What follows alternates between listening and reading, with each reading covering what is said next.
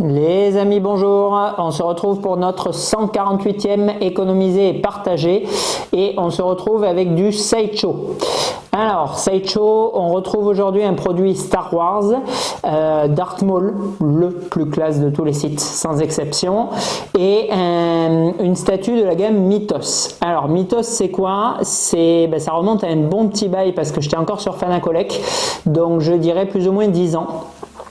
C'est des statues qui étaient sorties du coup en 1/5e, qui avaient eu une énorme popularité à l'époque parce qu'elles venaient du coup un petit peu transfigurer ce qu'avait fait Sideshow jusqu'à présent en mix média sur Star Wars, puisque là on est en full résine et on était un peu, on va dire, sur les statues 2.0 de l'époque par Sideshow, puisque effectivement en termes de peinture, en termes de dynamisme et en termes de plan figé, on était quand même sur quelque chose d'assez révolutionnaire à côté des PF qui étaient extrêmement simplistes. Sideshow avait proposé du coup ces statues en 1/5e. C'était à l'époque, je crois, dans les 400 €. J'avais vendu un maul, mais je faisais pas encore de vidéo. Donc c'était, je crois, 400 balles. Et du coup, il y avait notamment la statue de Obi-Wan qui était extrêmement prisée et qui avait vu sa cote grimper jusqu'à 1000-1200 €. Alors aujourd'hui, en 2026, bon, prix qui fait doucement sourire parce que bien sûr que 1200 €, d'une, c'est le prix d'une premium format classique, et de deux, bon, c'est une somme qui a absolument plus rien du tout d'impressionnante puisque c'est plus 4 ou 5K qui impressionne aujourd'hui, mais à l'époque c'est absolument monstrueux puisque, je le rappelle, plus de 1000 €, c'est plus cher qu'une LSF, donc la gamme 1.5 que faisait Sideshow à l'époque, donc notamment Neytiri, notamment le Wolf Predator était encore plus cher, le Iron Man aussi un petit peu, c'était plus cher que les maquettes, que la maquette Predator Winston, plus cher que les maquettes Alien Big Shap, Alien Warrior, enfin, c'est-à-dire que en fait on avait une statue 1/5e qui dépassait les prix des un quart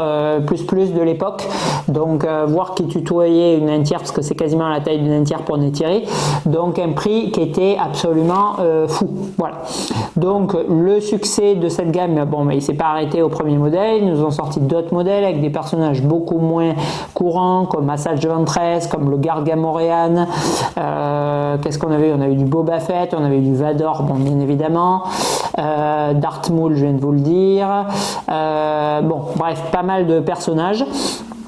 Et par la suite, on a eu du coup les versions 2 de ces mythos, donc notamment un deuxième Vador, un deuxième Darth Maul différent, etc., etc.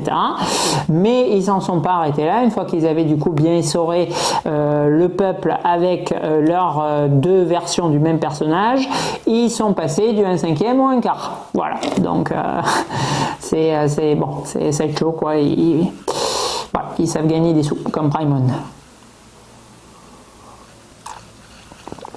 Et c'est d'ailleurs comme ça que j'ai rencontré Alexandre sur la statue, je ne sais pas s'il s'en souvient, mais la statue Vador Mythos qui était censée être en 1/4 et en fait, je venais juste de basculer chez EO, de par une très très mauvaise description sur le site, de par ma non-connaissance du produit et de par la non-connaissance absolue et totale des deux personnes qui sont censées s'occuper de chez moi, censé s'occuper de moi chez EO, je vais y arriver, qui ne savaient, enfin qui n'ont jamais su me dire d'ailleurs si c'était du 1/4 ou du 1/5e, il faut être clair. Voilà, ils m'ont dit données spécifiques, techniques, machin, mais ils savent pas te dire si c'est 1/4 ou 1/5e parce qu'ils ont zéro connaissance, les mecs. Enfin vraiment, ils me font péter un câble. Et voilà, et du coup, Alexandre n'a pas pris cette statue, mais une autre statue à la place, de fil en aiguille. Il est devenu l'un des plus fidèles de la chaîne. Je le remercie une nouvelle fois énormément parce qu'on voit beaucoup de statuts sur la chaîne, surtout Sideshow, grâce à lui, et en plus il est toujours d'une compréhension et d'une acceptation de absolument toutes les contraintes qu'il puisse y avoir avec une patience phénoménale. C'est vraiment un réel plaisir et c'est vraiment par ce genre de collectionneur que je continue encore à faire les économiser et partager parce que c'est un réel plaisir, comme ça peut l'être avec Sven, comme ça peut l'être avec Denis, comme ça peut l'être avec avec d'autres personnes, c'est vraiment ultra méga détente de faire des vidéos dans ces conditions. Voilà, donc il s'est positionné sur 2 nouvelles statues. La première, on la voit aujourd'hui, c'est donc du coup Darth Maul échelle 1 quart Mythos par Sideshow. Une statue 1 quart qui est du coup proposée en économisé et partagé à 1099 €. Donc on a franchi la barre symbolique des 1000 balles avec Sideshow comme on l'a vu déjà sur d'autres statues. Quand même un petit peu violent. Par contre, très bonne surprise pour le fabricant, on n'a que 300 exemplaires. Donc là, bon, pour du Darth Maul 1 quart Mythos, bon, PF, je trouve que c'est très correct. En termes de tirage, par contre, ça fait vraiment mal niveau prix, je trouve. Quelques petites annulations chez EO, malgré les 300 pièces seulement et le personnage aussi iconique. Bon, après Darth Maul, donc ils ont fait 3 Mythos et 2 PF, si je me souviens bien. Donc on est quand même à 5 statues, 4 1 quart et 2 1 cinquième. Non, 3 1 quart et 2 1 cinquième, et encore ça se trouve j'en oublie, donc bon, c'est sûr que ça commence à faire. Du personnage, donc bon, c'est peut-être ce qu'explique les 300 exemplaires. La gamme Mythos, du coup, c'est quoi pour ceux qui connaissent pas? C'est en fait qu'est-ce que seraient devenus les personnages s'ils avaient vieilli, en fait. Enfin, c'est non, pas exactement parce qu'ils ont vieilli, mais qu'est-ce que sont devenus, quel look ont les personnages plusieurs années après qu'on les ait vus dans les films. Voilà, c'est ça. Donc en fait, par exemple pour l'Obi-Wan Mythos, c'est une fois qu'il s'exile sur Tatooine et avant qu'on le voit dans l'épisode 4 vraiment très vieux, c'est entre les deux. C'est, je sais pas, n'importe quoi, 10 ans après l'épisode 3.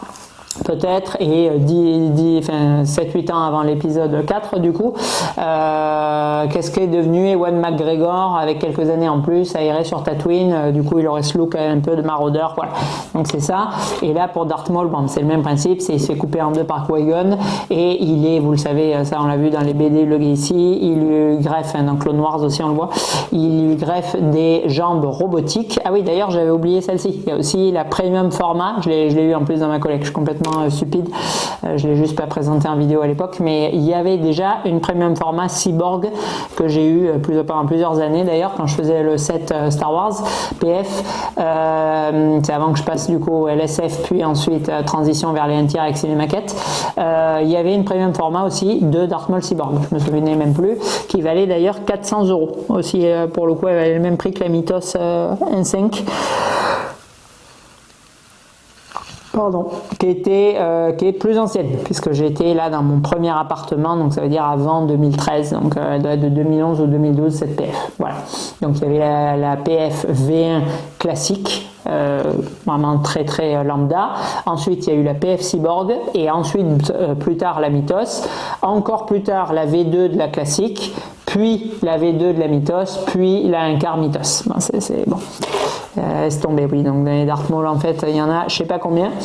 Il y en a 6 du coup chez Sideshow au moins, il y a encore autant j'en oublie.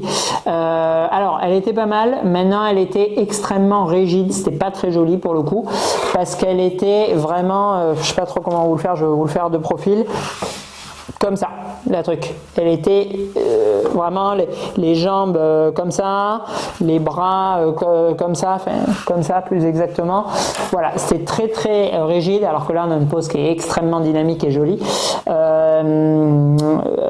Elle était pas mal, mais bon, ça valait 400 balles. Là, ça vaut 1100 balles. Donc quand même, bon, on l'a vu dans la vidéo la semaine dernière, un peu violent les augmentations de prix chez Sideshow. Voilà, par contre, bon, il y avait sûrement plus 800 ou 1000 exemplaires que 300. Ça, c'est l'avantage des gros prix, c'est que les tirages, ils baissent. Voilà, donc du coup Darth Maul, oui, tout ça pour vous dire qu'il a des jambes cybernétisées par la suite, et du coup là on a le côté un peu plus vieux avec là aussi la robe un peu style maraudeur, parce que sur la PF on avait vraiment le costume de Sith classique. Bon là tombé à chemise, il a envoyé valdinguer le haut, et du coup on a la toge du bas qui est flottante avec énormément de dynamisme et de drapé, c'est assez joli.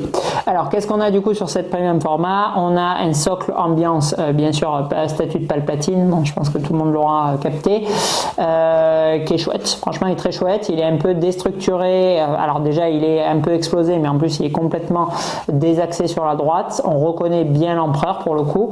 Et on a du coup un petit peu comme ces effets de ralenti, comme si le pied de môle, il allait décoller du coup du socle et que il y avait tout le sol qui s'affaissait en dessous pour le faire décoller. C'est très joli. Franchement, j'aime bien le socle. Il est extrêmement fin, il est lourd, il assied bien la statue, ça ne reste pas de bouger.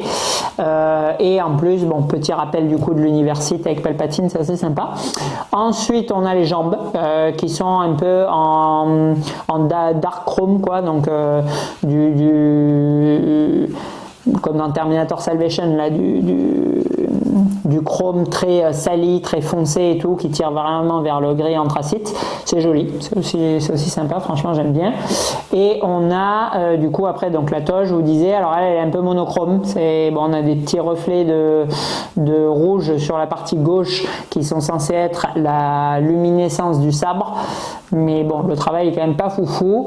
Et ensuite on a le personnage de Maul du coup qui est entièrement full résine, 100%, y compris pour les vêtements, il n'y a pas de mix média contrairement au PF. Et on a du coup les démarcations de peau noire et de cornes qui sont relativement propres. Encore une fois, pour du sideshow, franchement, vraiment, c'est vrai que ça s'est énormément amélioré.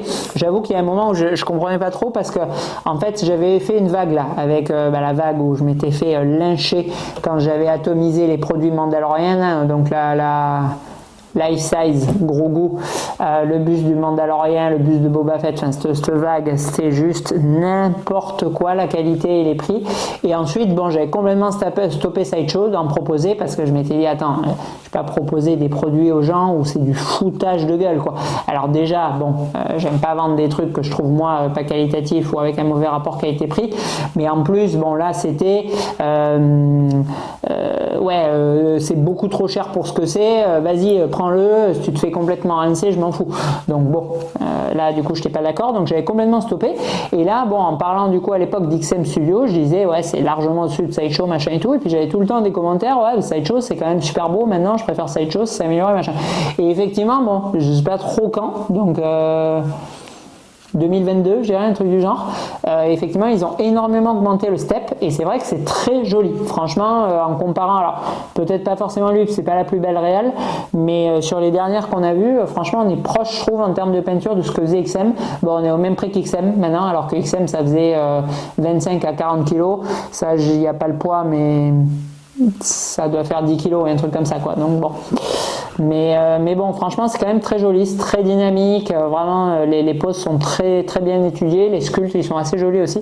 Non, franchement, c'est quand même très sympa. Après, c'est vraiment cher. Moi, j'ai un peu du mal d'ailleurs. Bon, Alexandre qui les achète, il est d'accord avec moi. Il essaie de voilà, le perso suivant, je vous en parlerai quand on le verra. Mais franchement, les prix sont tendus. Mais c'est quand même très joli. Ça fait un très joli set. J'ai vu d'ailleurs la collègue de Cefillo où il a toutes les PF là de la gamme, donc, enfin toutes les mythos de la gamme où il y a du coup Vador et ils sont en ce moment d'ailleurs en stock aussi chez EO. Je sais pas s'ils y seront encore quand la vidéo paraîtra, mais il y a aussi Asajj et Darth Nihilus, pareil, qui sont en stock, qui étaient aussi en 1/5, ils en ont fait un 1/4, qui ont l'air vraiment de bien claquer. Asajj, elle a l'air bien violente aussi, et du coup ils sont en stock. S'il y en a que ça intéresse, plus ou moins dans les mêmes prix. Voilà. Et après, du coup, on a les versions 2.0 des sabres, qui est très joli aussi. Je le rallume là pour vous en parler en live. Hop. Franchement, c'est sympa. C'est sympa aussi. La lame va quasiment jusqu'au bout du sabre. Alors ça met quelques secondes pour la partie basse à complètement s'éclairer, mais bon, on s'en fout, quoi. On n'est pas là chronométré. Franchement, quand c'est allumé, c'est très beau. On a vraiment, bon, ça sur Star Wars de toute façon, enfin, moi je le dis depuis toujours, c'est vraiment voilà, ceux qui kiffent je sais pas, les rebelles, les trucs genre Rogue One, machin, Je comprends pas du tout. C'est vraiment les Sith et les Jedi, quoi, qui est over méga classe dans Star Wars. Et bien évidemment, voilà, quand vous alignez du coup des Sith qui sont plus classe les uns que les autres, avec tous les sabres light up allumés, ça déboîte, quoi. Voilà. Donc bon, donc du coup c'est très très joli. Le sabre vraiment, il va quasiment jusqu'au bout du néon. C'est assez sympa. Par contre, petit défaut, bon, vous l'aurez vu sûrement en arrière-plan là, du coup, pendant que je vous parle, ils n'ont pas collé. Alors bon, ça si c'est moi qui suis complètement teubé et qu'ils sont quelque part dans le carton, j'ai pas vu et il faut les mettre soi-même, mais ça me semble complètement invraisemblable. Darth Maul, il n'a pas d'œil. Voilà, ils ont oublié de mettre les stickers sur les yeux. Donc bon, enfin, encore une fois, moi, à moins que ce soit moi qui suis passé à côté du truc, mais bon, pour moi, il n'a pas de stickers de pupille et iris. Donc, du coup, bon, il a un regard noir pour le coup. L'expression lui colle bien. Bon, je sais pas, je vais sûrement faire un petit save chez EO et ça devrait le faire parce que s'il y a au moins un truc qu'ils savent faire, c'est les saves. C'est au moins ça. Mais bon, voilà. Donc, sinon, statut qui est assez sympa dans son ensemble et qu'on va noter tout de suite. Alors, en rapport qualité-prix, on commence par là, ben, ça passe toujours pas, 13 sur 20. C'est beau, c'est dynamique, le light est vraiment classe, j'aime bien le socle, l'inspiration, voilà, ça fait un peu version, je sais pas, romancée et tout Star Wars machin, vraiment j'adhère beaucoup, c'est très joli. Mais c'est beaucoup trop cher. Alors c'est cool, il n'y a que 300 exemplaires, ça fait plaisir, mais 1099... non, je sais pas, avec les prix de maintenant, 800. 1099 économisé et partagé, donc 1250 boutique, quoi. Niet, quoi. Méga niet. Réalisme et fidélité, alors bon, encore une fois, oui, c'est pas tiré du film, mais franchement, c'est vraiment bien fait, j'aime bien, 15 sur 20.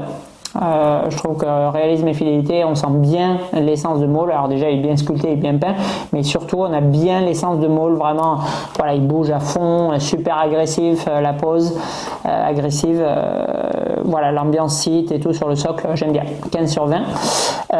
Rendu global, pareil, franchement un chouïa moins parce que c'est un peu petit les PF, j'ai un peu du mal, mais 14 sur 20 rendu global, mais franchement ça bouge bien le steak quand même pour la taille, voilà, ça prend de l'espace, du volume avec le dynamisme. Le socle est décentré, donc il vient encore un peu plus asseoir et augmenter la profondeur de la statue. Le sabre, il en met plein les yeux. Franchement, il y a quand même un bon rendu, c'est vraiment sympa. Le display de Cefio, je suis resté bloqué dessus 30 secondes quand je l'ai vu, il est vraiment classe, quoi. Note globale, pénalisé par le prix, donc allez, 14 sur 20 en méga subjectivité parce que j'adore Darth Maul, mais franchement max parce que vraiment c'est chéros, c'est vraiment chéros. Je viens de vous faire une méga vidéo sur rapport qualité-prix, tendax, là, très tendax. Allez, on remercie beaucoup Alexandre, vraiment, pour nous permettre de voir cette chose, c'est tout le temps un grand plaisir, d'autant plus que, petit point positif pour Sideshow, petit aparté, c'est extrêmement facile à monter, pas de notice mais ça se monte les doigts dans le nez, tout s'emboîte nickel. Donc pour le coup, c'est pas le cas de Prime One Studio au double du prix. Donc franchement, il pourra apprendre à faire des emboîtements chez Sideshow parce que ça s'emboîte impec, zéro problème de light up quand j'allume. Voilà, c'est vraiment un nickel chrome, packaging très simpliste. Enfin, franchement, bon, gros point positif pour eux et en facilité de montage et en emboîtement impeccable. Allez, on se retrouve la semaine prochaine avec la deuxième Sideshow d'Alexandre pour très certainement l'un des personnages les plus classes de DC Comics, une statue qu'il voulait énormément dans sa collection, une statue que je voulais énormément vous faire en vidéo, une statue que EO nous a vendue très cher en faisant 0% de remise malgré mes demandes. C'est gentil, ça fait plaisir toujours de travailler en collaboration. Allez, à la semaine prochaine, bye bye.